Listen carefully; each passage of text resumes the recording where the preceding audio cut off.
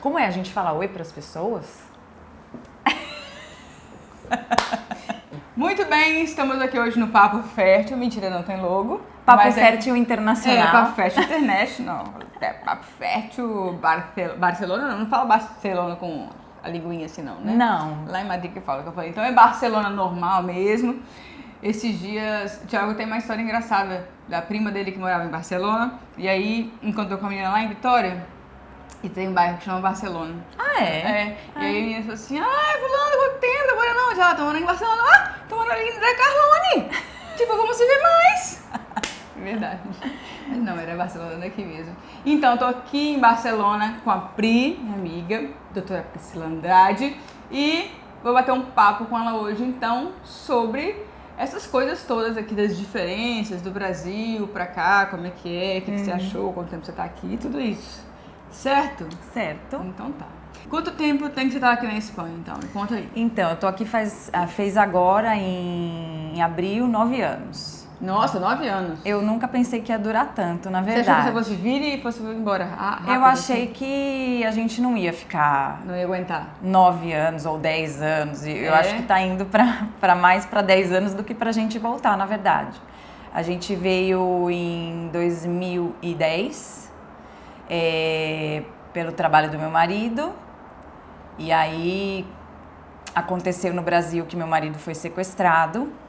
Sério? E aí não foi uma coisa que apareceu pra ele foi buscar, porque ele trabalha numa multinacional, e aí ele falou, bom, já que aconteceu isso comigo, eu não quero ficar aqui e a gente vai embora. Eu falei, bom, tá bom, daí a gente fez um acordo de que se eu não encontrasse um lugar para trabalhar, ou se eu não pudesse exercer a medicina até um determinado momento, que a gente pôs uma data limite lá, no tempo, né, que a gente ia voltar para o Brasil.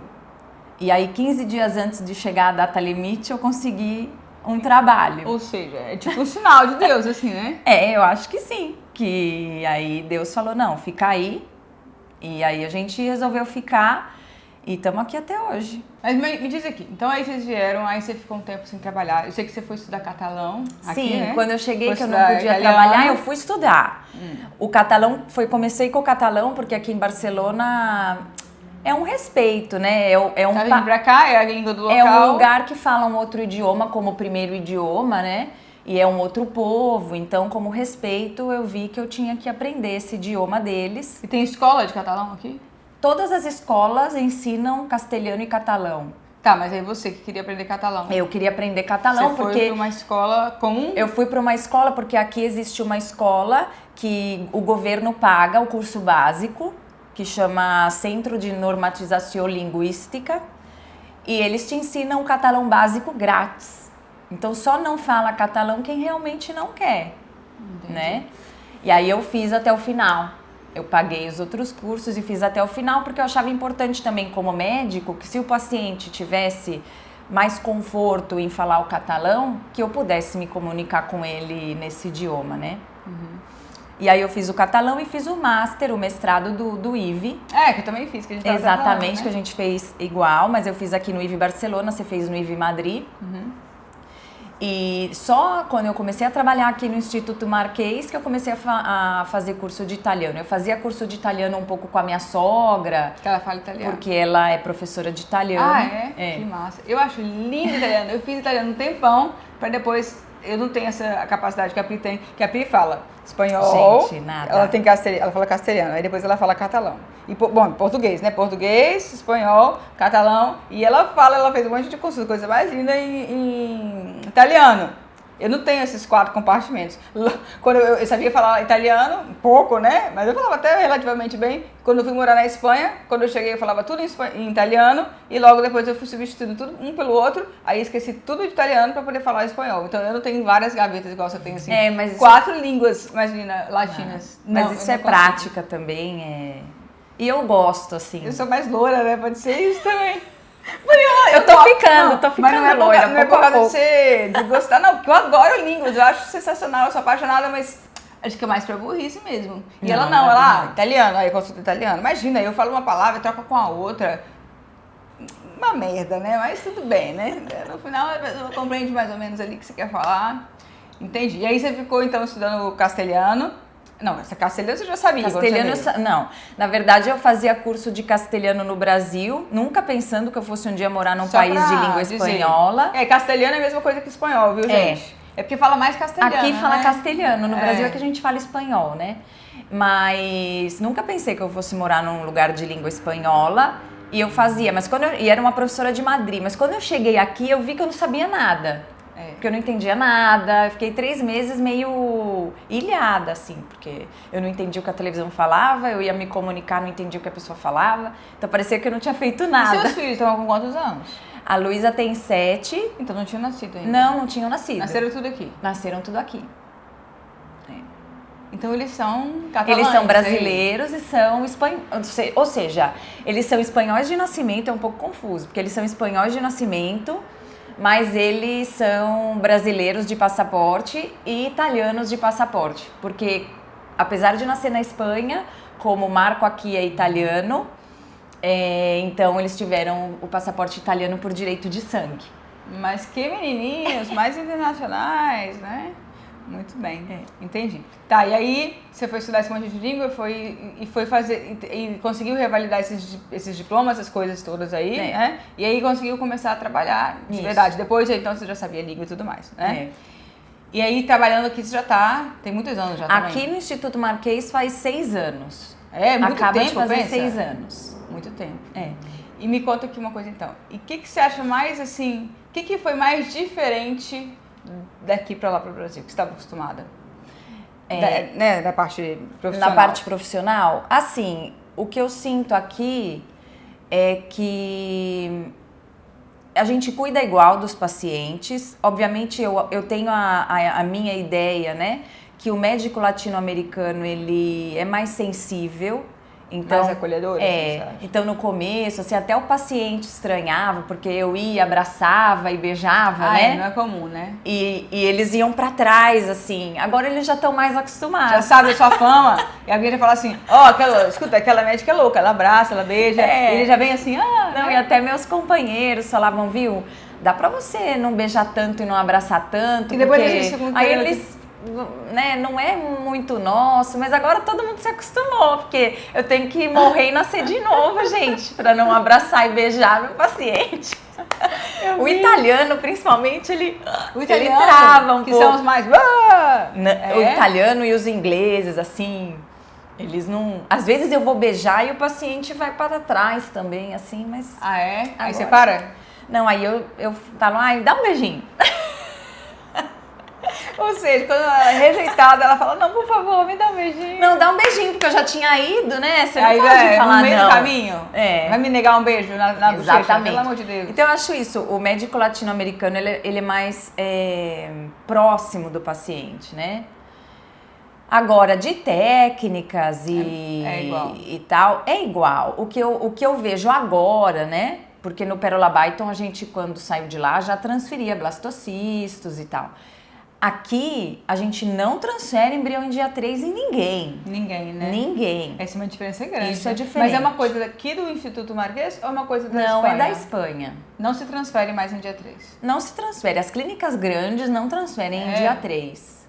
É uma diferença importante essa. Então, gente, assim, né? Pra quem nunca fez tratamento de fertilização in vitro, normalmente a gente então dá remédio para os folículos crescerem dentro dos ovários, né? Para ter um monte de folículo crescendo, que normalmente a gente cresce um sozinho. Aí a gente dá um monte de remédio para crescerem vários. E aí a gente pega esses óvulos, quando eles estão maduros, luta com o espermatozoide, eles vão se conhecer lá, vão se encontrar, vão formar os embriões, e esses embriões a gente coloca de volta no útero, ou normalmente, ou no 3º dia de crescimento, ou no 5º dia. Quando é no 5º dia, a gente dá o nome de blastocisto. E quando é no 3º, a gente fala que o embrião está em clivagem, ou seja, está dividindo ainda, né? E a gente tem transferido mais em blastocisto de uns anos para cá, né? Mas aqui está falando que aqui só se transfere em blastocisto. Não se transfere mais no 3º dia, praticamente Para dizer que nunca. não se transfere, a gente deve transferir 1 a 3% dos casos. E quando que vocês transferem então a blastocisto? A gente transfere em dia 3 só quando a paciente quer. Ou quando a gente tem um só embrião, mas em casos muito excepcionais. Entendi. Assim. Sempre em Não é blastocisto. a regra. Às vezes até com um embrião a gente vai até blastocisto, porque com isso a gente tem mais informação se o embrião conseguiu chegar num estádio de desenvolvimento de que você vai dar uma possibilidade real de gravidez, né? Eu não sei ainda. Eu vou falar minha opinião, eu vou falar o que eu falo para os pacientes sempre. Se a gente tem um monte de folículos, um monte de óvulos, beleza, é uma forma de você selecionar mais, né? Mas vamos concordar que, por exemplo, metade mais ou menos chega, né? Uma média, né? Então, no terceiro dia, né? Do terceiro dia para o quinto dia, mais ou menos metade para. Não é que todo mundo seja metade, não. Algumas pacientes eu já vi pararem todos, você deve ter visto também, com certeza, e eu já vi todos chegarem a blastocisto, né? Mas mais ou menos uma média de metade para. Esse que parou, se tivesse no útero, que é a melhor incubadora do mundo, a gente não sabe se teria parado ou não. Concorda? Exato. Então, assim, eu não sei, talvez daqui a pouco os estudos aí mostrem que o certo é transferir só em blastocisto, mas assim, me dá a impressão de que se a gente não tem ainda, se a gente tem um número bom, excelente, ótimo, vamos separar o quanto melhor a gente puder, né? Vamos selecionar melhor. Agora, se a gente tem um número pequeno, aí você deixa para blastocisto, aí o embrião para. E não vai ter transferência. E se você tivesse transferido e tivesse pegado, sabe? É assim, eu não acho que existe um certo e um errado. Não acho que tá errado transferir em dia 3, nem tá certo transferir em dia 5, mas o que a gente sabe é isso, que em dia 5 o embrião ele é mais potente, ele tem muito mais células, ele está preparado para o processo de implantação. Mas o que eu acho também que é muito diferencial aqui, principalmente no Instituto Marquês, é que a gente confia muito no nosso laboratório. Então, se o laboratório fala, vamos a dia 5, então a gente vai a dia 5, porque a gente sabe que o embrião que não chegou no laboratório no dia 5 é porque, muito provavelmente, eu não posso dizer 100% porque eu não sou Deus, mas que ele não ia chegar. Entendi. Então a gente acredita muito nisso. Na verdade, vocês confiam muito, eu também confio no laboratório. A gente confia mas aqui, muito. eu acho que você estava falando, você acha que é um diferencial o laboratório? Assim, eu acho. Que eles têm um serviço mesmo. Eles são muito top. Né? Muito. São pessoas muito capacitadas, que estudam muito, que controlam muito. Tá tudo milimetricamente checado. Normalmente os embriologistas, né? Todos os laboratórios funcionam assim, muito checado. Mas eu acho que você estava me falando que você acha realmente que é um diferencial. Você falou, a parte médica é boa, né? A clínica é boa, tudo muito bom, tudo muito legal, mas o laboratório é aquele negócio que brilha os olhos, assim, né? Que você falou, né? Que é o que eu acho, assim, e sigo dizendo que o coração da clínica, né? Aquilo que bate, que faz que a gente tenha bom resultado, é o laboratório. Com certeza. E a gente tem um bom laboratório. E eu sempre falo uma coisa também, eu sempre falo isso, gente, e eu realmente acho isso. A gente, né, ano passado aí comemorou os 40 anos da Louise Brown, e é isso, a Louise Brown tem 40 anos, quer dizer, a Louise Brown, pra quem não sabe, foi a primeira pessoa que nasceu do encontro aí de óvulo espermatozoide fora do corpo, né, num pratinho de vidro, né, ela nasceu de fertilização in vitro, após ter sido feita, né, concebida por fertilização in vitro. Ela tem 40 anos, a gente tá falando de uma ciência que tem quantos anos? 50? Entende? O que eles faziam antes? Beleza, antes eles davam medicação e a pessoa tinha relação, ok. Mas você pensar do ponto de vista assim, de medicina assistida, realmente uma assistência dessa, né, de fertilização in vitro, é uma ciência de 40 anos. Você entende? A gente vai morrer daqui a pouco, né? Porque a gente vai morrer, né? É triste pensar, mas é verdade, a gente vai morrer. E pensa, daqui a 500 anos, eles vão estar falando assim, viu, lá em 1978, 540 anos atrás, nasceu a Louise Brown. Eu falo que a Louise Brown, as pessoas nunca vão parar de falar o nome dela. Vai passar 500 anos, 1000 anos, se a espécie sobreviver até lá, né? Ou 100 anos, vamos pensar mais perto, e eles vão continuar falando isso, né?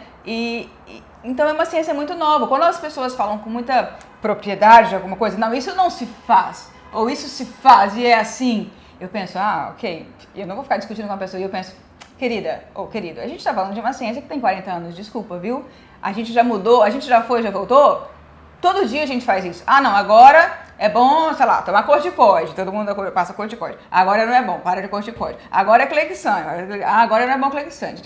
Agora é dia 5 que transfere. Não, agora é dia 3. E eu já vi vários, você também viu, com certeza. Né, agora todo mundo faz isso, depois você volta, né? Não melhorou muito. Vamos voltar para o que era antes, é um pouco entendeu? moda, né? Porque cientificamente Exatamente. a gente tem muita coisa ainda por descobrir. Então, eu acho que é isso. Para garantir 100% de possibilidade de gravidez, Quem né? dera, né? Que é o que acho que todo mundo gostaria. Todo mundo gostaria, mas eu sempre falo, olha, a gente faz a parte humana do negócio, né? E a gente vai colocar dentro do útero. A gente já é Deus, logo a gente não tem o sopro da vida. Não é a gente que dá a vida para o embrião. A gente faz a parte braçal, que é o trabalho braçal. E aí eu falo, aí dali pra frente é departamento divino. A gente não consegue fazer Exatamente. nada, né? Ah, coloca uma cola biológica, né? Não existe cola biológica. Cola biológica é o embrião falar assim, vou cavar, vou grudar. E Deus fala, vai meu filho, gruda aí que eu tô mandando, entendeu? Né? Então tem uma parte muito importante, que é a mais importante, que não tem a ver com a gente, tem a ver com... E é importante até, falei muito pra Letícia que eu sou uma admiradora, fã número 1 dela, assim, de carteirinha, porque eu acho muito importante ela informar da maneira que ela informa as pacientes no canal, no Instagram, em qualquer meio de comunicação, porque é muito triste você ver a paciente, aqui a gente recebe muito, que comprou uma cola biológica e ela traz a cola biológica na mão e pede para o laboratório fazer. Claro, a gente faz, porque a gente, quando ela chega, a gente explica que não adianta e tal, mas ela já pagou tanto dinheiro por aquilo. Sim. Então, é muito legal esse tipo de informação, de novo, né, próxima ao paciente, para que vocês não sejam enganados, né? É muito triste, a gente vê isso, né? Porque... Infelizmente, a medicina reprodutiva também é uma indústria, né? Sim. E cada vez com muito mais... dinheiro, né? Exatamente. Uma indústria com muito dinheiro. Então é triste, a gente quer fazer ciência, a gente obviamente quer que as pessoas engravidem, a gente obviamente quer que todo mundo se dê bem, né? A gente precisa de trabalhar, ganhar nosso dinheiro também, mas a gente vê gente fazendo isso de uma forma incorreta, né? Porque... Ou dizer a verdade, entendeu? Olha, não está comprovado cientificamente. Pode ser que talvez funcione, se você quer custar isso, mas não é por isso que você vai engravidar. Você quer comprar?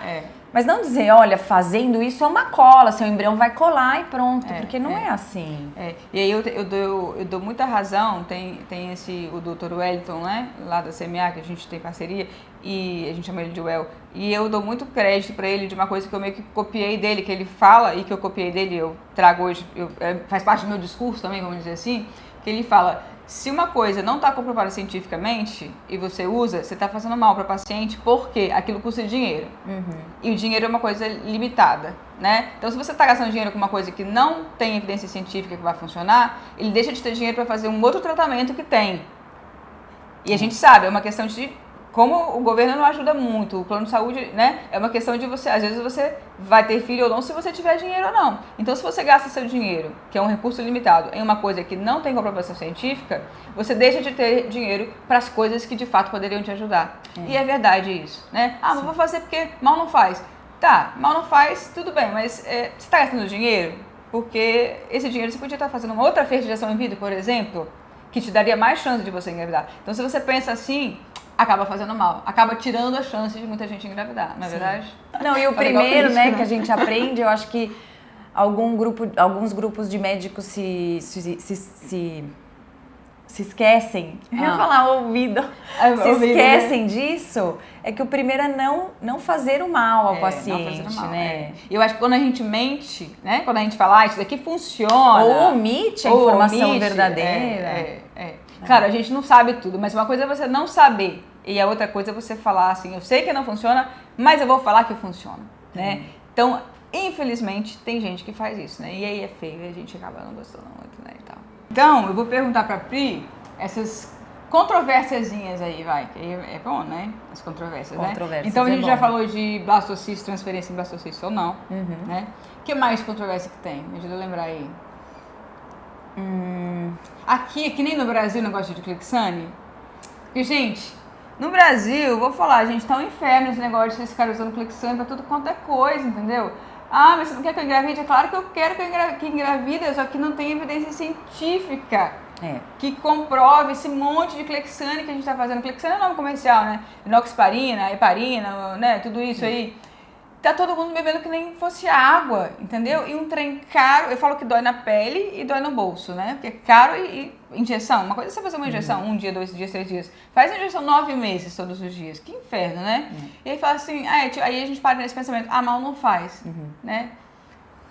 E aqui também tá assim? Então, aqui a gente sabe que cientificamente o tratamento sem nenhuma causa, ou seja, o tratamento que a gente fala empírico, não vai ajudar. Que é empírico é quando você não tem nada nas suas análises de sangue e você está dando um tratamento. Você tá tendo uma coisa meio... Porque, claro, se você tem um diagnóstico de trombofilia, se você tem um abortamento de repetição, que pelo menos você tem a clínica, justificaria um pouco mais. Mas se você não tem nada que justifique o uso do Clexane, a gente sabe, por todos os meios de literatura científica, meta-análises, que são os estudos científicos que a gente tem que acreditar, que não vai adiantar, que não vai melhorar. Então aqui a gente também faz o tratamento sem indicação, mas a gente tem um hematologista. Em alguns casos... Ele barra, ele fala, não precisa. Ele barra, e em outros casos ele fala, não, essa paciente tem um fator imunológico, e esse fator imunológico também pode estar sendo corrigido com o Clexane, e aí a gente dá. Então a gente dá pouco tratamento empírico. Mas aí é legal porque passa com um hematologista. Exato. E ele que fala, vai tomar ou não vai tomar. Exato. Aqui no Instituto Marquês é assim. Então a gente faz pouco tratamento sem indicação. Das pacientes, é mais para paciente de perda também ou não? Também. Também, né? E percentualmente, assim, você não sabe, né? É bem pouca gente que usa. Clexane, por exemplo. Ou aspirina, Clexane, essas coisas todas. De todas as pacientes, acho que mais ou menos uns 30% estaria utilizando. É bastante. É bastante. Porque a gente, né, Letícia, a gente tem aqui na clínica uma população de casos muito difíceis. Sim, porque quando chegou pra gente, já passou por muitos tratamentos, né? É complicado. Então a gente já tem uma população mais de caso complicado mesmo. Aqui no laboratório, eu vou lá no laboratório na segunda, né? Mas lá tem o tal do time-lapse. Tem. Tem que ter, porque tem o negócio do embrioscópio, né? Essa é outra coisa que a gente implementou e que 100% das pacientes fazem. 100%? Porque é uma recomendação da clínica. Por quê? Porque pro laboratório... Assim, é pago a mais, mas os pacientes sempre querem, né? Sempre querem, porque a gente faz, depois de uma primeira consulta, a gente faz uma consulta com os biólogos, gratuita, obviamente, e eles explicam a importância, e depois dessa consulta, para não dizer 100% de novo, mas 99% quer o embrioscópio, e a gente recomenda, né? Porque... Deixa eu só explicar o que é embrioscópio. Então... É uma briga que eu tenho. Não chega a ser uma briga, não. Mas é uma... Toda vez que a gente vai... eu já tive algumas clínicas parceiras, a gente trabalha muito assim de parceria, a gente estimula e a pessoa termina na clínica.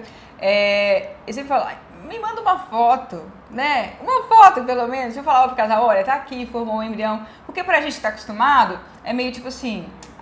tá tudo bem. Sim, mas a gente pode ver. E eles ficam chateados que aquilo quebra o fluxo de trabalho do laboratório. E eu entendo que quebre, mas eu também entendo que é importante para esse casal que tá ali, pelo amor de Deus, me dá alguma informação, deixa eu ver, deixa eu participar de alguma forma também, que eles possam ver, afinal de contas é filho dele. E a gente começa a tratar como se fosse nosso. Não vou deixar você ver o embrião, isso é coisa do laboratório, isso é coisa da clínica, depois vocês veem, depois eu mando uma foto para vocês.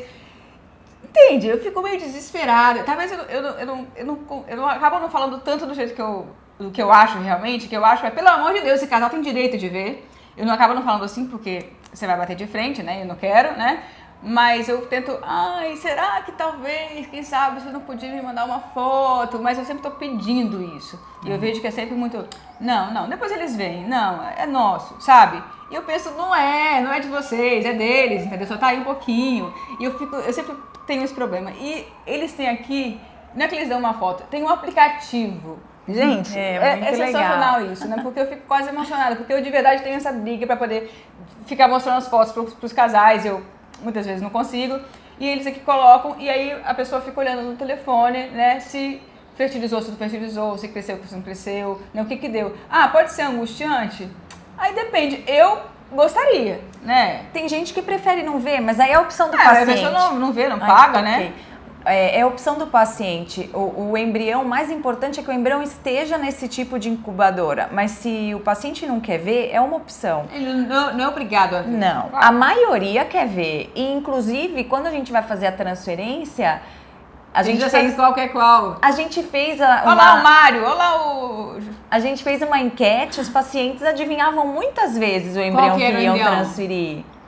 Claro, porque... Você começa a identificar, aquele ali tem uns pedacinhos mais assim, a fragmentação é mais pra cá, né? Exatamente. Ou, não é? Esse tá ficando feio. Aí eles ligam, doutora, o que tá acontecendo? O que tá acontecendo com o José? Tadinho, joga mais um pouco de cultura legal nele. porque eu acho que é importante também, né? É verdade que eles ligam falando? Ligam, falam, o que tá acontando com o embrião número 4? Pelo amor de Deus. Mentira, cara. É E aí você falam coloca na creche, né? biólogos. Você coloca na creche e fala, o Luigi tá chorando aí, o que tá acontecendo, né? Sim. O mais legal de tudo isso, e é o que a gente se importa muito aqui na clínica, é a transparência. Sim. Porque você vai ver quando você não vai ter nenhum embrião, que tá tudo degenerando, que tá tudo indo pro buraco. Ou seja, não é uma tipo assim, tá tudo bem e alguém fala assim, então, meu embrião parou. Você fala, nossa, né? Você não sabia nada, né? Se você já tá acompanhando ali, você tá vendo, olha... Não tá indo, exatamente. Não tá o paciente rolando, sabe né? antes. Às vezes a gente liga e fala, olha, como você tá vendo, né? O embrião tá um pouco lento, mas isso pode mudar, porque a gente sabe também que a classificação que a gente tem naquele dia, dali 5 minutos ela pode mudar. Então a gente só sabe mesmo se vai ter uma transferência no dia que seja, no dia 5 ou no dia 3. Porque isso muda, isso é completamente dinâmico, mas você tá lá vendo todo momento que você quiser, como estão seus embriões, né? Eu tô chocada. Então, gente, só recapitulando, né? Transferência é quando a gente pega o embrião e coloca dentro do útero. E é um negócio que eu explico muito no livro que eu tô terminando de escrever. Se Deus quiser, agora mês que vem vai.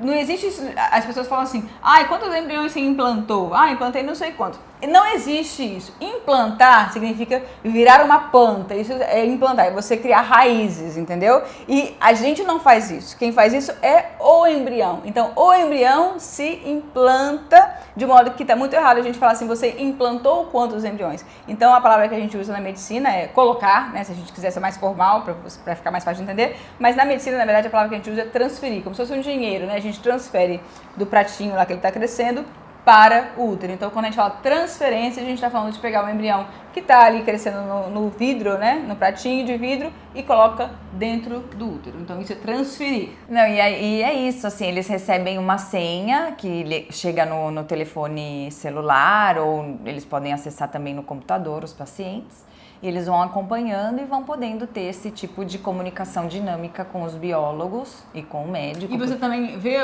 Não, eu não vejo. Eu não vejo, mas eu recebo. Eu ia querer ter, eu ia falar. Eu posso ver se eu quero. Mentira. Não, você entra no laboratório e vê. Não, mas no celular? No meu celular não, porque é um dado privado do paciente. Entendi. Sim.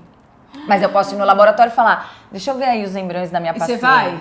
Vou. Se é um caso mais complicado, eu vou sim. Agora, por que é importante o embrioscópio? Porque numa incubadora tradicional, o embrião ficava lá, cada manhã ou tarde, quando tinha que observar, o biólogo tira o embrião, observa, volta para aquela incubadora tradicional. Então, com o embrioscópio, por que é legal utilizar? Porque o embrião está dentro de uma incubadora que serve como se fosse um útero artificial, ou seja, ele só vai sair dali ou para fazer um diagnóstico genético pré-implantacional, qual seja ele, aneuploidia ou screening de doenças. Depois de entender nada que você falou. Peraí. Então, quando a gente vai fazer, o que é diagnóstico pré-implantacional? Então, o embrião tá lá, né? Põe a fotinho do embrião aqui. A gente vai, põe aquele vídeo, põe aquele vídeo que a gente tem aí, que você fez. A gente vai arrancar um pedacinho desse embrião e vai mandar para estudo para poder ver se esse embrião tem o número correto de cromossomos ou não, no caso da gente saber, né, de uma aneuploidia. Aneuploidia é o número errado de cromossomos, né? Então, ou esse tipo de pesquisa no embrião, ou, por exemplo, a pessoa tem uma doença tal na família, né? E aí ela quer pesquisar especificamente aquela doença. Então, é um outro tipo também de diagnóstico pré-implantacional. Hoje o nome de diagnóstico pré-implantacional... Cada hora é uma coisa, cada hora eles falam uma sigla diferente. O último foi PGS, né? E agora é o PGT-A, que é o de aneuploidia, e o PGT-M, que é quando é para doenças monogenéticas aí que da família. Então... volta. Ou o embrião então, só sai para poder fazer essa análise ou para transferir. Ou seja, só vai para esse pedacinho, para isso tudo, ou vai para dentro do útero. Exatamente. Não vai só para olhar no microscópio, né? Exatamente. Então, o embrião não sofre essas mudanças de luz, temperatura, pressão, que pode afetar a qualidade dele, né? Então, ele fica num ambiente mais controlado. E a outra parte importante é que o biólogo, quando ele pegava o embrião para dar uma olhadinha, ele olhava 1 ou 2 vezes ou 3 no dia. Nessa incubadora, ele olha todo o tempo. Então, fica como se fosse um cinema, um vídeo desse embrião. Então, ele pode ir, voltar, se ele tem dúvida. Ai, que divisão foi feita? Foi feita uma divisão direta, que é quando o embrião salta, né? Uma divisão celular, e isso tem um fator de menor bom prognóstico. Então, o biólogo, ele pode mover esse vídeo quantas vezes ele achar necessário. Então, é bastante importante para a gente selecionar o melhor, né? Aí eu acho que ainda essa tecnologia ainda está longe de ser uma realidade para muitas clínicas, né? Custa, eu acho que lá no Brasil, mais de 1 milhão um aparelho desse. Eu não sei quantos cabem, acho que 6? Será que são 6? 6 embriões? Nos pocinhos? Não, é mais. Não, são 6 negócios. Então, seriam 6 lugares assim, né? Que eu digo, não sei 6 direito. poços. E é um aparelho caríssimo, mas eu acho que com esse aparelho começou uma nova era também, né, na reprodução, porque até agora a gente não sabe, né, igual você falou, você quer olhar o embrião? Então pega, cola no microscópio, que a gente ainda faz isso muito, o que mais é feito no Brasil, né, vamos colocar 99% das vezes no Brasil, é feito assim, né, e, bom, é o que tem, né, o que dá pra fazer, mas vai chegar uma hora, né, daqui a alguns anos, que isso vai estar custando bem mais barato. E vai chegar uma hora que com certeza só vai ter isso. E aí a gente vai olhar para trás e falar, nossa, você lembra? A gente pegava os embriões e colocava no microscópio para olhar, né? Vai chegar uma hora que vai ser assim. Ainda está muito longe disso acontecer no Brasil, né? E aqui já acontece. Aqui você já pensa assim, todo mundo. nossa, mas teve que, né, não se faz mais a gente pegar o embrião para colocar para olhar e para ver se ele dividiu ou não, né? Embora seja uma coisa no nosso dia a dia do Brasil é isso. Mas, né, cada vez mais isso não tem como voltar nunca mais, né? Porque olha a quantidade de informação que você consegue com o embrião dividindo, né?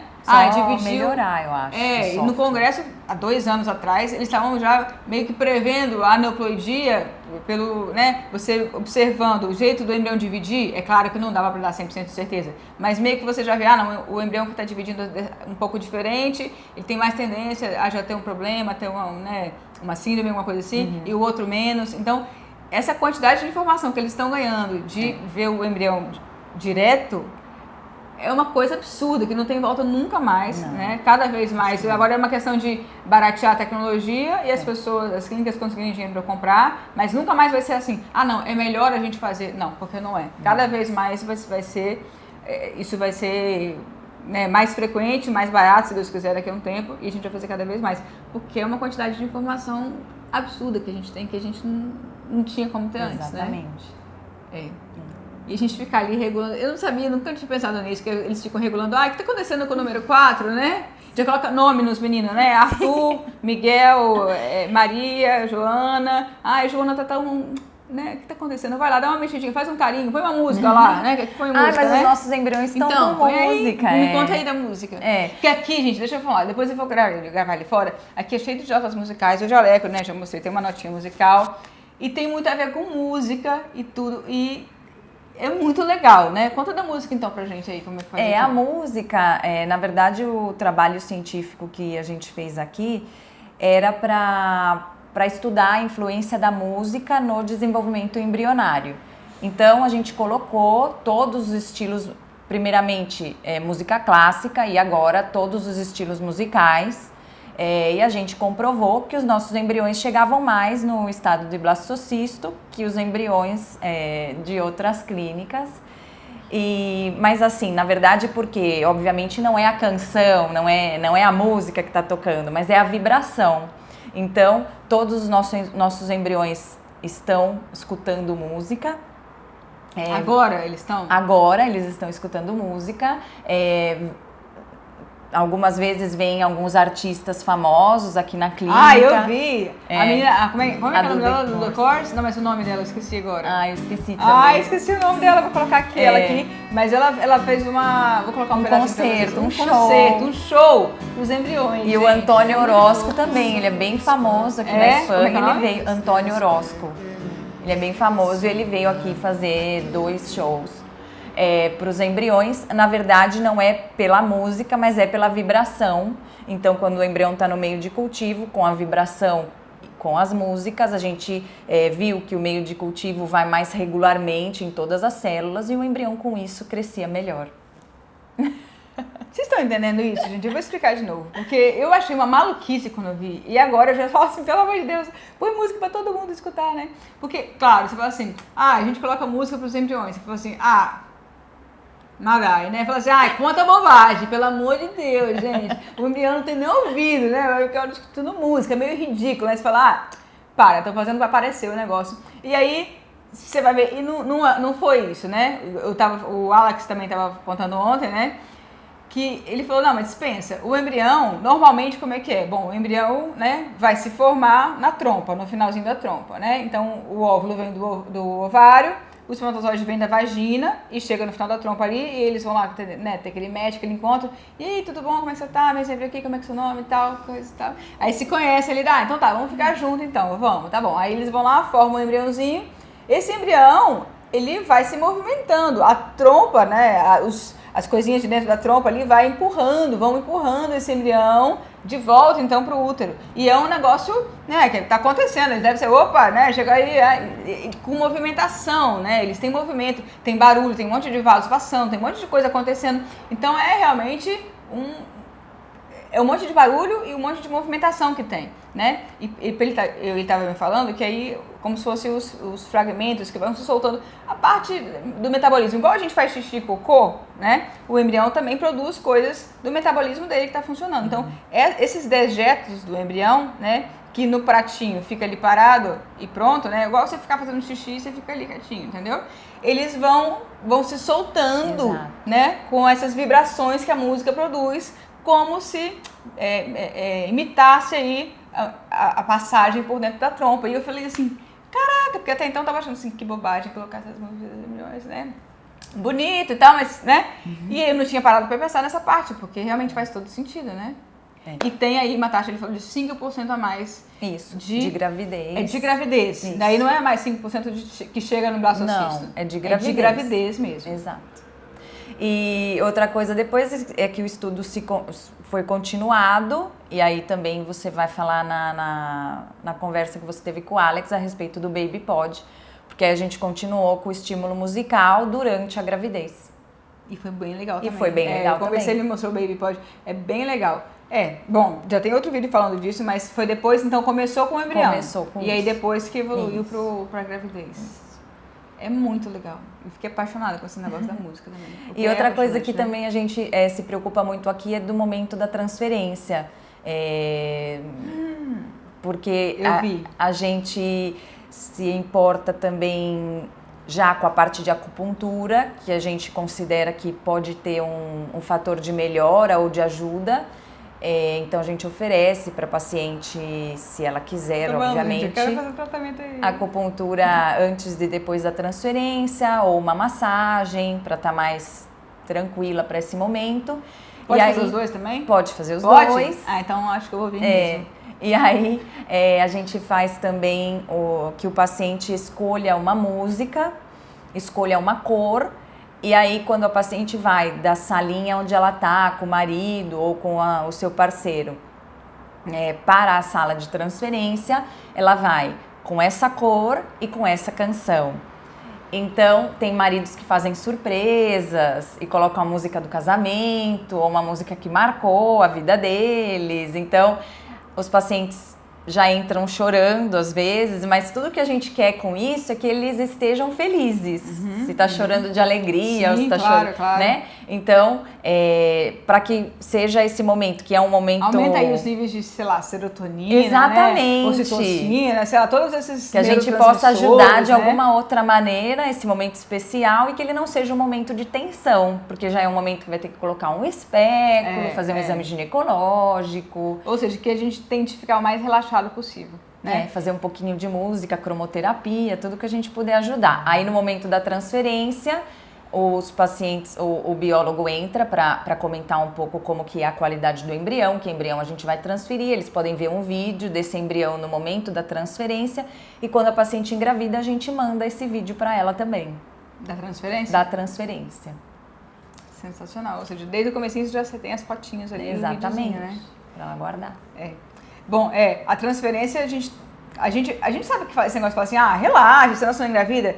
Dá muita raiva de quem fala isso, né? Porque a verdade é a seguinte, relaxar aumenta a taxa de gravidez. Mandar a pessoa relaxar não ajuda ela a relaxar. Não. Entendeu a diferença? Né? Então, tudo que a gente puder fazer para a pessoa relaxar, de fato, eu sempre falo, se quer que a pessoa relaxa, paga um spa para ela, paga uma viagem para ela, dá uma Nutella para ela, aí ela vai estar relaxada. Agora, você falar, relaxa, a pessoa, tá bom, aí ela fica calma. Não, ela fica mais nervosa quando você manda relaxar. Mas se a gente de fato conseguir, né, relaxar alguém, isso a gente sabe que pode realmente aumentar a taxa de gravidez. E é isso que vocês tentam fazer com esse monte de negócio que vocês fazem. Né? Liberar o que você falou, né? Liberar outros feromônios que podem ajudar no momento. Claro. Maravilhoso. Eu já quero fazer, Thiago, a gente vai ter mais um aí. Eu já não tenho mais ovário, então vai ter que ser uma doação. Uma adoção de óvulos, né? Que é uma outra briga minha para poder usar a palavra adoção. Porque as pessoas falam, faz uma doação de óvulos. Não, eu não vou fazer doação, eu preciso de uma adoção. Né? Então eu acho que a gente precisa mudar também o nome que a gente está usando para isso. E o nosso próximo bebê vai ser catalão também. Que bom! Vamos fazer aqui, trazer os meninos para ouvir música, que eu vou já ficar regulando desde o começo. Cadê fulano? Não tá triste, olha aí. E principalmente para fazer massagem com o Se tiver Nutella, então, certamente vai ser aqui. Podemos comprar. Podemos comprar, aí, ó. Deixa eu falar de ontem, aí eu gravei com o Alex lá o negócio do Baby Pod. E aí, quando a gente parou de gravar tudo, ele começou a me falar coisa muito mais legal ainda, entendeu? E aí eu não gravei essa parte, então vou aproveitar para falar agora. Ele falou assim, sabe quais são as músicas que os bebês mais gostam de ouvir? Ele falou, que é o Bohemian Rhapsody, né? Que é do Queens.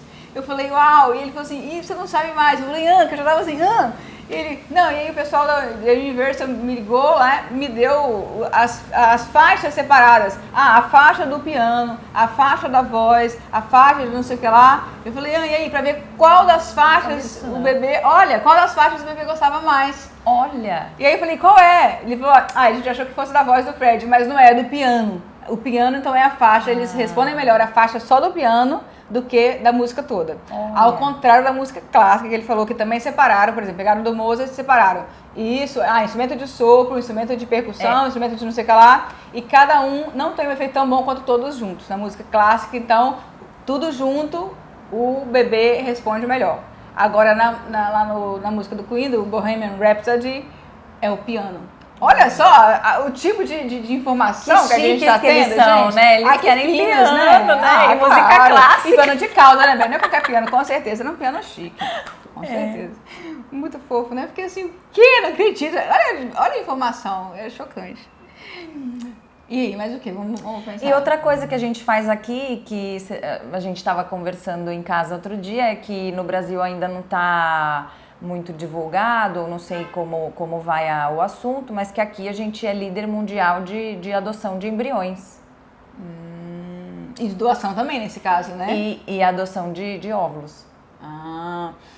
E eu tava vendo, acho que foi o Ti que me falou, ele viu em algum lugar e me falou que Barcelona é líder mundial de doação de qualquer coisa. Assim, a cultura aqui na Catalunha é doar. Doar o que quer que seja. Sangue, córnea, medula óssea. Então tem essa, culturalmente, doar é uma coisa, doar coisas, né, suas para os outros é uma coisa que é legal, é muito bem visto. Bom, qualquer lugar é bem visto, mas aqui é feito de fato. Exato. Né? E, então a gente tem também doadoras altruístas disponíveis, assim, sim, para ajudar. Então, além deles doarem tudo isso, medula, sangue, tal, então eles têm um índice muito alto de gente que faz doação de óvulos, né? De sêmen também, De né? sêmen de espermatozoide também.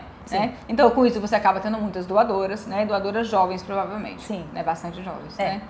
E eu acompanhei a Pri em algumas consultas, assim, e é muito fofo, né? Primeiro ela falando italiano, que eu já fiquei cheia de orgulho, ela falando italiano. Tipo, trocou a chave, tipo, consulta em catalão. Consulta em catalão. Consulta em espanhol.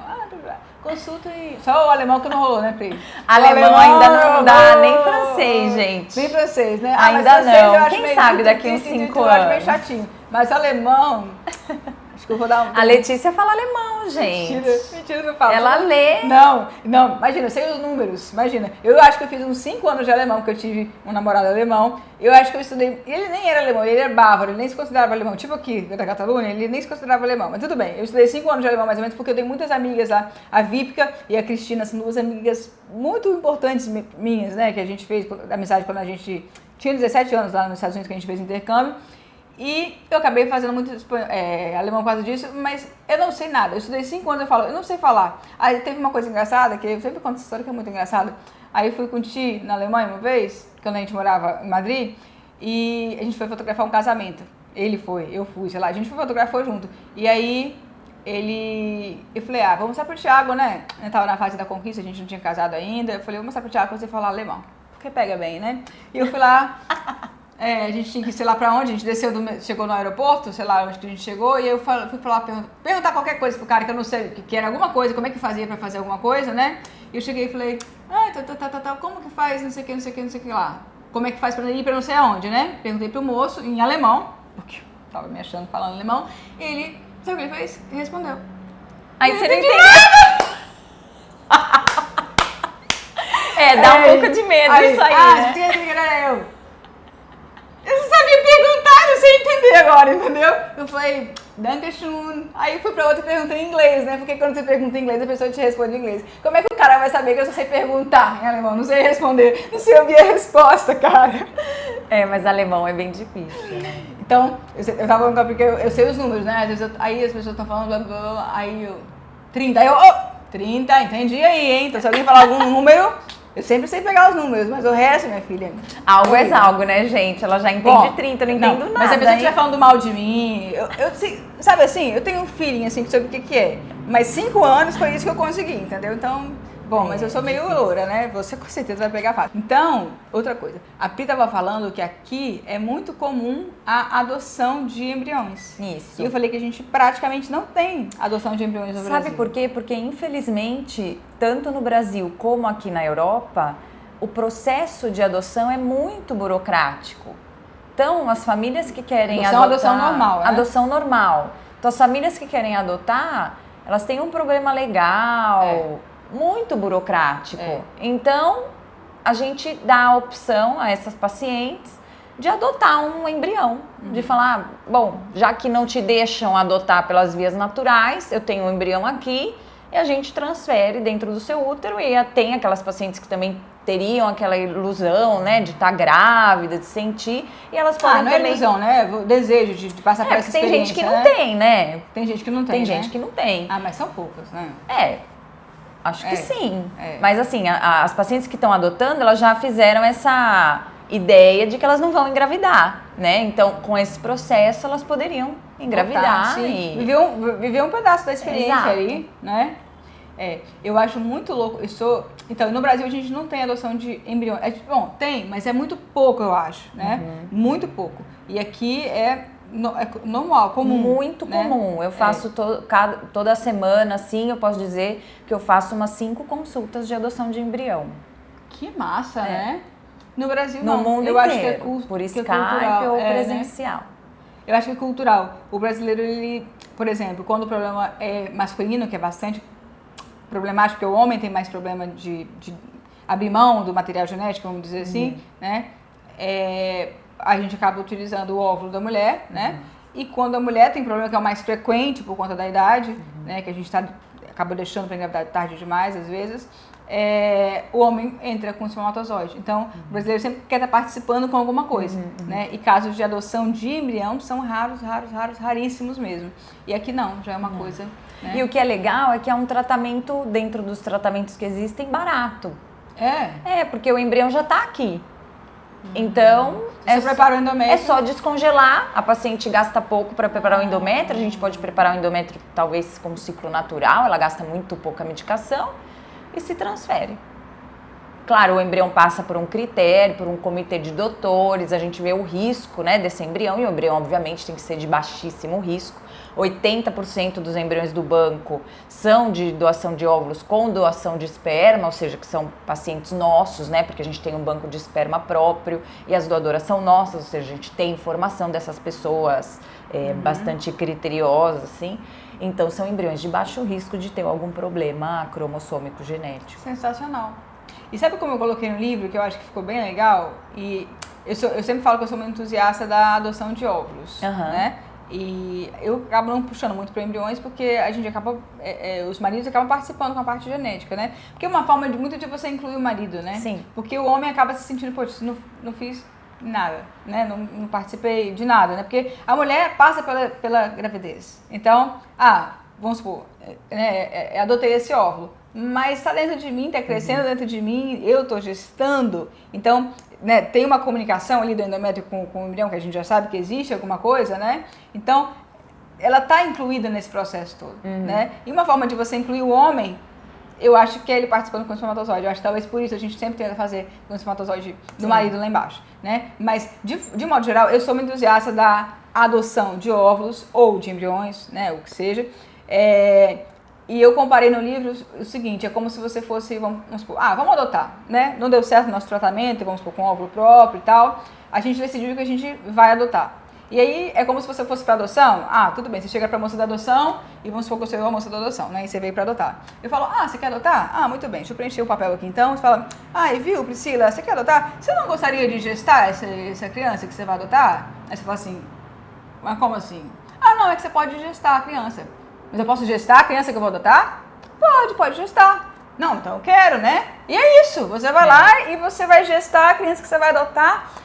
Olha que privilégio, olha que sensacional. Eu fico até arrepiada, porque eu acho, assim, incrível, realmente, né? E uma briga que eu tenho, outra briga que eu tenho, entre aspas, é das pessoas que acham assim, adota uma criança, cheia de criança no mundo aí precisando de ajuda. Não te deixam. Primeiro que é difícil para Dedéu. É muito papel, é muita burocracia. Só quem já tentou adotar sabe como é difícil conseguir adotar. E outra, né? É raro, mas pode acontecer. Já tive caso de 2 pacientes, ou uma agora, acho que foi 1 ou 2, não lembro direitinho. Uma com certeza. Uma estava mais ou menos, parece, que ela adotou. E aí, 3, 4 meses depois, a menina, a mãe biológica desistiu. E ela teve que devolver a criança. Meu Deus. Pensa, você tem esse contato com o bebê, 4 meses, e você fala, agora eu vou ter que devolver para a mãe biológica. Então, é raro acontecer isso, mas eu já vi. Um caso já tinha acabado, ela estava chorando, ela não conseguia conversar na consulta, que ela tinha ido lá para engravidar, tentar engravidar mais uma vez, porque tinham arrancado a filha dela, entendeu? E uma outra que parecia que estava com um problema também, e acabou indo também. Mas... Entende? É raro, mas olha a gravidade disso. É como se a pessoa tivesse, como se o seu filho tivesse morrido, né? Porque você vai morrer, você vai ter que entregar ele. Imagina, eu acho que eu fugia, dava uma de louca, entendeu? É uma situação muito complicada, né? E aí, então, quando você adota, então, um embrião ou um óvulo, isso não tem como acontecer. Isso é impossível de acontecer. Não, porque a doação é anônima. É anônima, não tem como ninguém descobrir, né? Não tem como... Então, isso não tem nenhuma possibilidade de acontecer. E eu acho muito sensacional, né? Se a gente começar a pensar desse lado, né? Você vai lá adotar uma criança e você fala, posso? Você quer gestar a criança? Oi? É possível isso, né?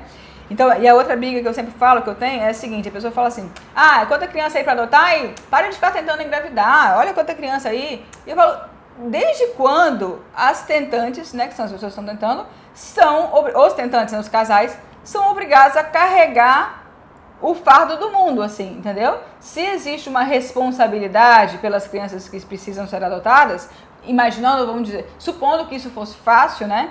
essa responsabilidade não é de quem não está conseguindo engravidar. Não são dos casais tentantes, é de todo mundo. Claro. Então, você não pode pegar essa carga, né, e colocar nas costas de quem está tentando engravidar. Entendeu o que eu tô falando? Vocês fazem aqui, eu queria saber que lá no Brasil ainda se faz muito ainda, o assisted hatching faz isso aqui? Só quando o biólogo vê que a zona pelúcida está muito grossa. Senão, não. Mas é raro. Raríssimo. Ah, porque Não no Brasil se ainda faz. se faz quase de rotina, assim, eu acredito. Muitas clínicas, né? Gente, então, hatching, eu não sei se vocês já viram, eu vou colocar um videozinho aqui, porque eu acho que a parte mais sensacional, eu acho a parte mais linda de todas, eu tenho vontade de chorar quando eu vejo aquilo, é o embriãozinho saindo de dentro da casquinha dele. É como se fosse um pintinho saindo de dentro da casquinha, né? Então, o pintinho vai lá e fica picando, né? Para sair, e o embrião faz igual. Ele sai de dentro do ovinho também, né? E o ovinho dele, né? A casquinha, chama zona pelúcida. E algumas vezes a gente imaginou que se a gente ajudasse a dar uma bicadinha lá, né? Se a gente ajudasse, às vezes com agulha ou com laser, se a gente abrisse um pouquinho a casquinha do embrião, ele conseguiria sair mais fácil. Isso aumentaria a taxa de gravidez ou alguma coisa assim.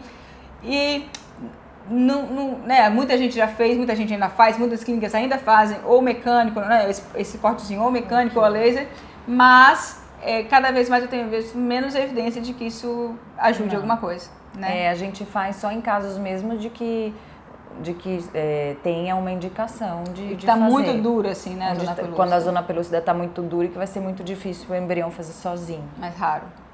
Aqui tava assim, me fala uma coisa que eu já não sei mais o que fazer aqui, vê se você me dá uma luz. Eu não sei mais o que eu faço, porque toda paciente que eu faço Biópsia endometrial. Biópsia, né, com a pipetinha lá, a pipele, ela vem com endometrite, e eu já não sei, endometrite crônica. Pode falar 100% das pacientes? Olha, nos últimos 2 meses eu posso falar 100%. 100% das pacientes que ela fez uma biópsia do endométrio vieram com endometrite crônica. Então, vamos pensar. Será que então 100% das pacientes estão com endometrite crônica? Ou seja, está com uma inflamação no endométrio, né, de forma crônica, ou seja, já tem um tempão que isso está assim, e aí a gente tem que passar um antibiótico para essa endometrite. Agora, será realmente que 100% das mulheres que ela fez aí nos últimos 2 meses biópsia realmente estão com uma infecção, uma inflamação no endométrio? Ou será que a forma de olhar, o que eles estão olhando está errado? Entende, né? É isso que a gente fica querendo. O interessante aqui é que o laboratório que trabalha com a gente manda a biópsia e eles fazem um imunomarcador, detectando as células plasmáticas e confirmando com o imunomarcador. E tá saindo tudo positivo. Tô desesperada. E tem os números, né? Como é que é aquele número lá? CD138. Eu não entendo nada disso, né? Mas agora eu vou começar a observar. É um imunomarcador. Então, se você pensa que é um imunomarcador, não pode estar dando errado. Sim. Mas então todo mundo tá com isso? Eu acho que não. E aí você tá passando antibiótico pra todo mundo, claro. Tô passando, né? Porque, se você pede uma técnica, um exame, e o exame te sai positivo, você tem que tratar, né? Claro. Eu tenho que acreditar naquilo que eu tô pedindo. Mas que eu acho estranho, eu acho. Mas é estranho. É muito estranho. É igual quando eu mando fazer... Tem um lugar que a gente mandava fazer espermograma, que todos os homens davam alteradíssimos, assim, entendeu? Eu falei, gente, pensa, se você faz o espermograma e 100% dos homens que você faz tá muito ruim o espermograma, né? É igual aquela história quando a gente estuda, né? O professor dá uma prova e todo mundo tirou uma nota horrível na prova, os alunos que estão com problema, exato, entendeu? Então a gente tem que começar a pensar nisso, né? Será que tá todo mundo com endometrite mesmo? Ou não, né? Então, mas isso a gente não vai conseguir consertar, agora como medidas a gente vai ter uma reunião com o anatomopatologista para estar conversando, porque temos que entrar num acordo aí do que pode estar acontecendo, né? Verdade. E das células NK, aqui também aparece? Sim. Aqui na Europa... Tá um boom no Brasil. Aqui na Europa a gente recebe pacientes fazendo tratamento com célula NK, ou seja, com imunoglobulina e corticoides e tal. A gente não para esse tratamento, a gente respeita... Já tá tomando e continua, né? A gente respeita a decisão do médico que prescreveu. Mas normalmente os pacientes que estão vindo assim, tomando isso, vêm da onde? Da Irlanda, principalmente. Ah, é? Aqui na Espanha não é muito difundida essa ideia de tratar a célula NK porque a gente não acredita. A literatura mundial diz que não. Exatamente. Se você for pegar os estudos, não tem nada que fale que é por isso. Mas a gente não para o tratamento da paciente. Obviamente está aumentando cada vez mais a participação do imunologista nos tratamentos de reprodução. Mais que esse tipo de terapia o Instituto Marquês ainda não recomenda.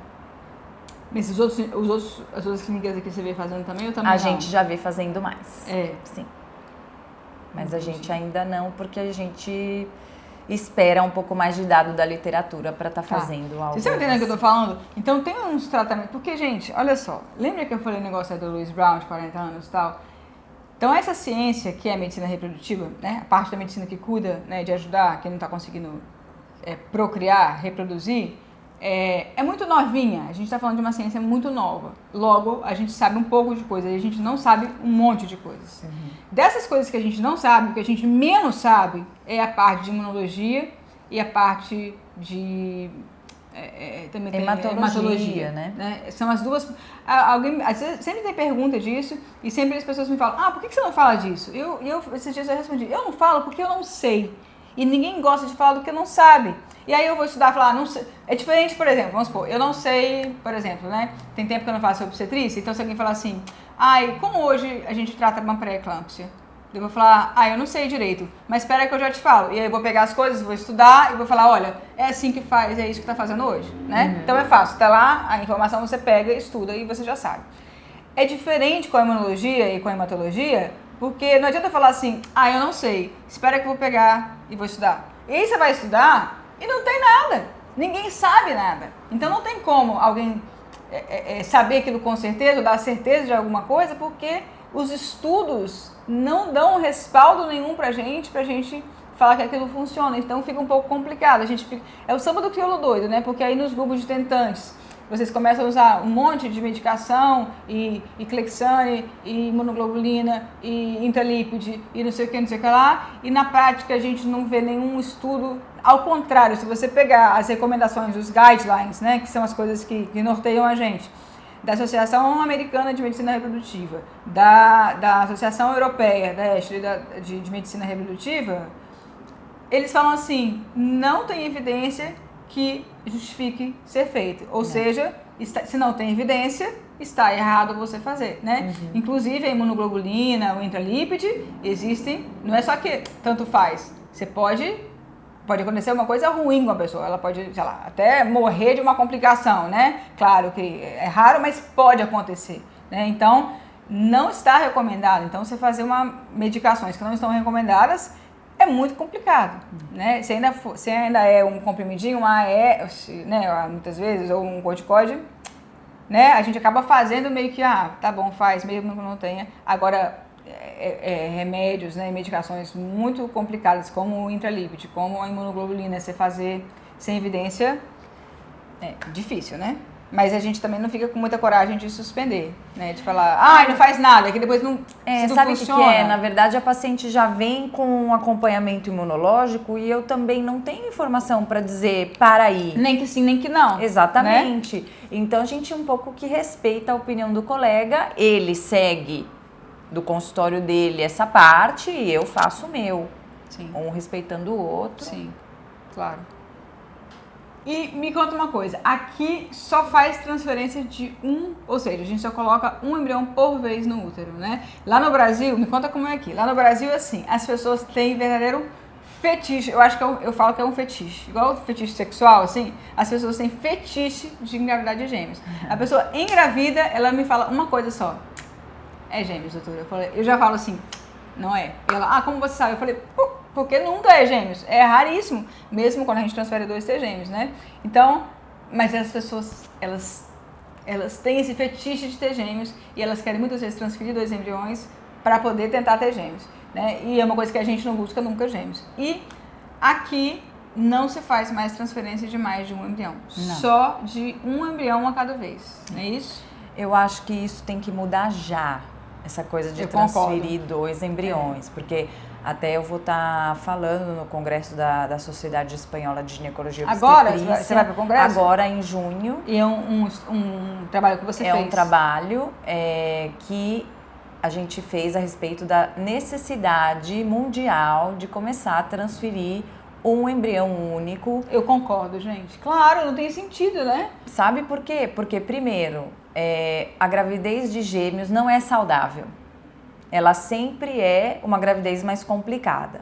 Você tem risco de desenvolver pressão alta, diabetes, de ter um parto prematuro maior do que a gravidez de de ter um bebê, os bebês em uma UTI neonatal, que pode ter uma sequela cerebral, o gasto de uma UTI neonatal para o governo, para o Estado, que depois é o nosso bolso que está pagando, a complicação para o médico que está recebendo a paciente, o obstetra. Então, tudo isso a gente tem que evitar já, ou evitar da melhor maneira possível. Por quê? Porque às vezes você tem embriões que não são de máxima qualidade, então você decide transferir. Mas aqui, 99% das vezes a gente transfere um embrião em estado de blastocisto, porque a gente sabe que se a gente transfere 2 embriões em estado de blastocisto, a gente aumenta em uns 5% a probabilidade de engravidar, mas aumenta em 50% a probabilidade de 2.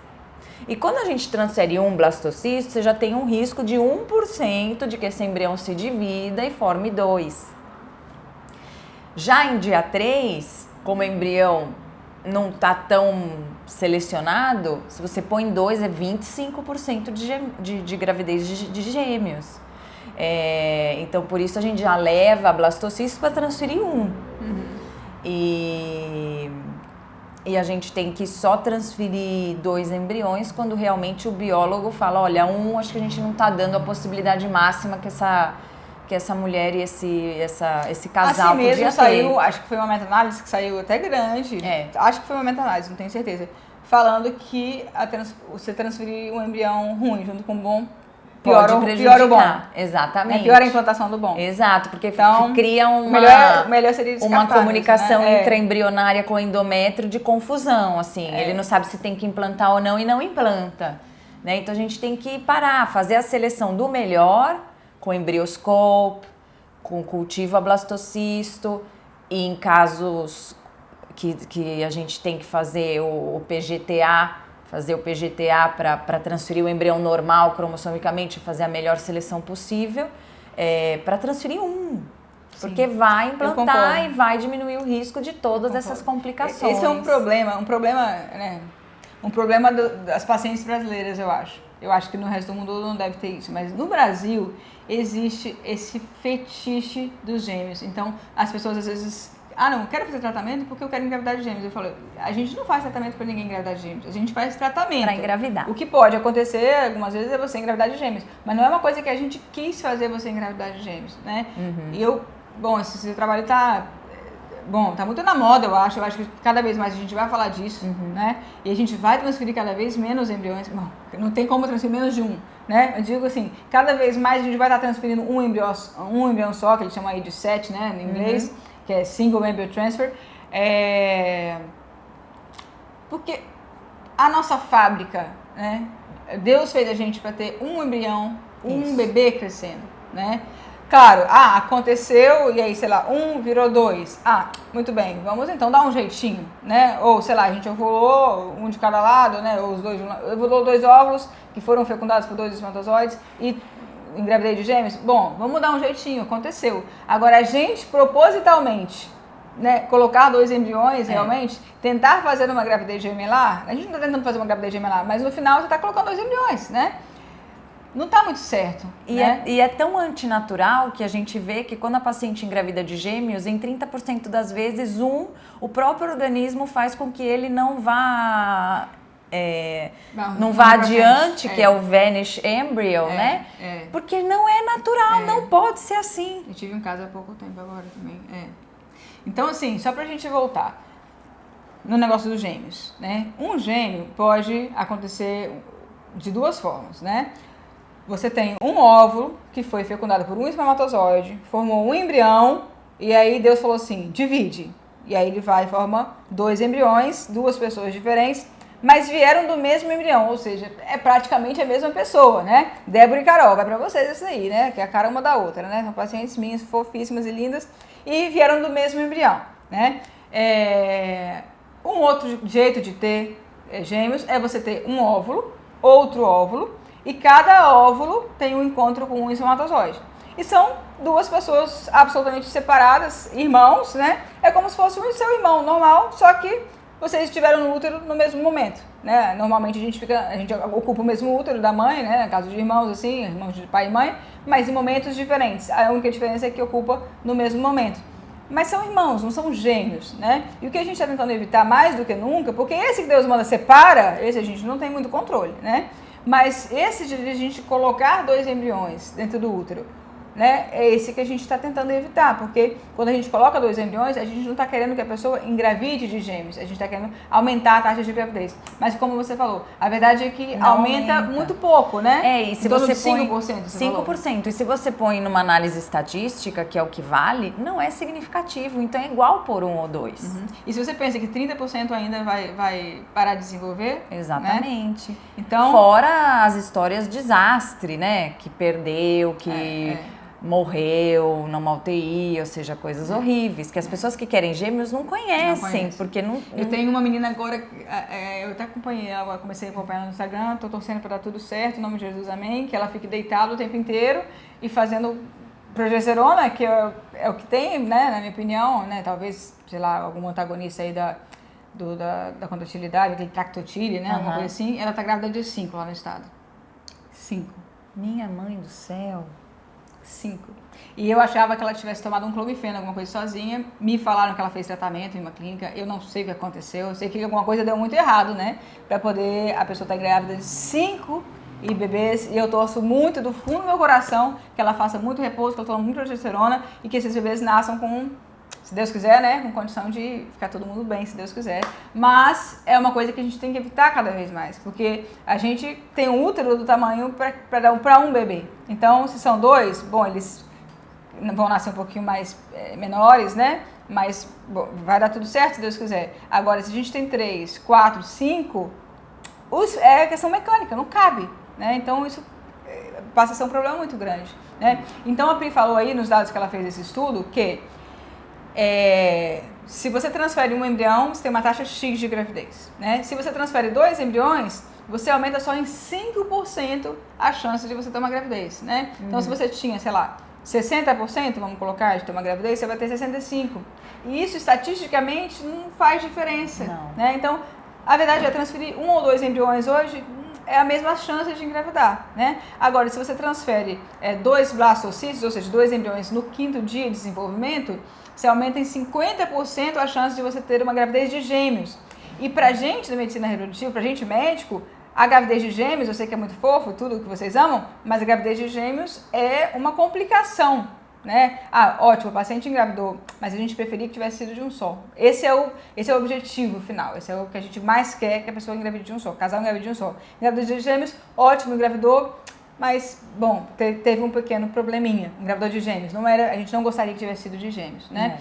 Então, eu acho que realmente esse trabalho seu aí, cada vez mais a gente vai, se Deus quiser, estar transferindo um embrião só, o gasto que a gente tem é um pouco a mais quando a gente transfere, né? Vamos fazer 2 transferências, né? Isso acaba saindo mais barato do que a gente ter complicações de gravidez gemelares, muito mais barato. É que a gente não faz essa conta, né? Que se a gente fizesse essa conta, a gente não transferia nunca, e o que eu falo para paciente é, já que não tem diferença estatística, você está jogando o embrião na lata do lixo, que podia implantar em outra ocasião, claro, com certeza. Entendeu? Sim. Então e aumentar a sua possibilidade, né? Exatamente. São os 2 melhores, porque quando a gente vai transferir, a gente não pega da nossa cabeça, quero esse e esse. Existe uma classificação dos embriões, né? Esse é o melhor que tem. É uma classificação bem complicada, não vou falar para vocês agora, mas né, tem o quantos por cento de fragmentação, ou seja, de pedacinhos que o embrião solta, quantas células, tem toda uma classificação, e aí você vai, né, coloca eles, esse é o primeiro colocado, esse é o segundo, esse é o terceiro, esse é o quarto, e quando a gente transfere sempre na ordem. Então, vamos transferir 2, a gente pega o primeiro e o segundo colocado, quer dizer, você pegou uma medalha de prata e tá né, porque aí se desprezando você- ele, né? Porque você não tá dando a melhor chance pra ele. E se vamos você dizer põe assim, um né? bom e um ruim, não vai implantar nenhum, Pois é. porque você Saiu- está atrapalhando. Foi uma meta-análise que Foi, saiu? foi uma Saiu meta-análise. um estudo enorme. Uma meta-análise é quando você pega um monte de estudo bom e junta os dados de todos e faz um resumão. É tipo isso. Falando assim, acho que tem uns 2 anos isso já, Sim. né? Tem mais ou menos uns 2 anos falando assim, olha, se você transfere, o que a gente fazia muito? A gente tá com esse embrião maravilhoso aqui, ótimo. A gente tá com esse daqui, que não tá horrível, mas a característica dele não parece muito boa. Mas põe junto aí, né, pra poder não desprezar. E aí, o que ele descobriu? Que esse embrião que não tá bom assim, ele atrapalha o outro que tá bom a implantar, a grudar lá no endométrio e começar a crescer, né? Claro, imagina um endométrio, né? Opa, vem aí, meu filho, vamos, né? E aí fala, não, você eu quero que implante, você não, né? Igual, né? Como é que você vai fazer? Não, eu vou ficar bom pra você se implantar, mas aqui eu não vou ficar bom, então ele não consegue fazer isso, né? Então ele realmente prejudica, né? É igual quando você tá andando com uma pessoa chata, você quer ir na casa de alguém e seu amigo no chão que você tá andando com uma pessoa chata, entendeu? É tipo isso, entendeu? Então, o endométrio, ele acaba, né, o embrião ruim acaba atrapalhando a implantação do embrião bom. Então, aquele negócio que a gente fala, põe aí, mal não faz? Faz mal. Faz mal, né? parece Então, que faz é melhor mal. você transferir ele sozinho. É velho, antes só, mais do que nunca, antes só do que mal acompanhado. Isso vale também para embriões. Embriões bons, antes só do que mal acompanhado, porque o mal acompanhado atrapalha ele de implantar, virar uma plantinha ali, criar raízes no endométrio. É isso aí. Nossa, falamos pra Dedéu, né? Falamos, né? Pri, vou falar. A Pri sempre fala coisa bonita de mim. Ela sempre fala, nossa, que você Não, tem um dom. Nossa, que você Ela é muito talentosa, nossa, que você é gente. aquilo. E, gente, a Põe menina, aí embaixo, a que ela é muito menina talentosa. faz consulta em italiano, Gente. em catalão, em espanhol. Não. E daqui a pouco em alemão também. Eu que sou fã dela, muito demais. E também eu sei que é muito difícil a gente ir para um outro país. Eu sei que é muito difícil a gente estudar outra língua. Eu sei que é muito difícil a gente aceitar as variações, as coisas culturais do outro país, que a gente não cresceu daquele jeito, que a gente tem que acabar se acostumando e a gente sofre, a gente mata um pedacinho da gente por dentro para poder a gente, né, e Darwin falou que é o mais adaptável que sobrevive, né, e você é muito adaptável, então eu que te admiro muito e eu quero que você seja muito feliz e tenha muito sucesso cada vez mais aqui, se Deus quiser. Obrigada. Tá bom? E obrigada por me receber. Obrigada. A gente se conhece há 12 anos. Eu fiz um pouco de conta. Você fez conta? Fiz. Eu não fiz. Uns 12 Eu sou anos. novinha, não faço conta. E eu sempre falo pra ela, eu acompanho de longe, né? Tudo que ela faz. E o que eu falo é que as pessoas, cada uma tem um talento. E o talento dela é esse, gente, dar é muito informação fofo, é muito fácil para as pessoas. Eu gosto E ajudar com todo o conhecimento que Deus e a medicina deu pra ela. E eu tô muito feliz que você tá aqui. Ela eu ficou que em tô. casa, ela vai ficar em casa 7 diazinhos só.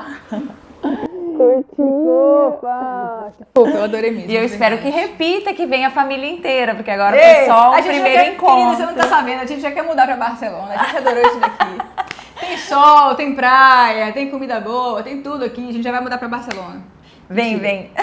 Vamos embora, vem. Então, principalmente eu falei ontem no Instagram, eu vou falar aqui de novo, brasileiros, óbvio, né, a clínica tá super aberta aí pra quem mora no Brasil, quer fazer tratamento aqui, né, qualquer coisa, entrem aqui no site, vou colocar o site aqui embaixo, pra poder conhecer um pouco mais da doutora Priscila. Mas principalmente para você que mora aqui na Europa, né? Porque eu digo na Europa porque a Europa é tipo... A Europa inteira é tipo o Brasil. É tipo você ir para São Paulo fazer um tratamento, né? E as pessoas da Europa inteira vêm para a Espanha fazer tratamento. Isso é muito comum. Então, super recomendado aqui minha amigona e super competentíssima. Está aqui à disposição. Inclusive para consultas via Skype também, que aqui já é liberado, né? Graças a Deus. Se Deus quiser no Brasil em breve também. E pronto. Obrigada a vocês.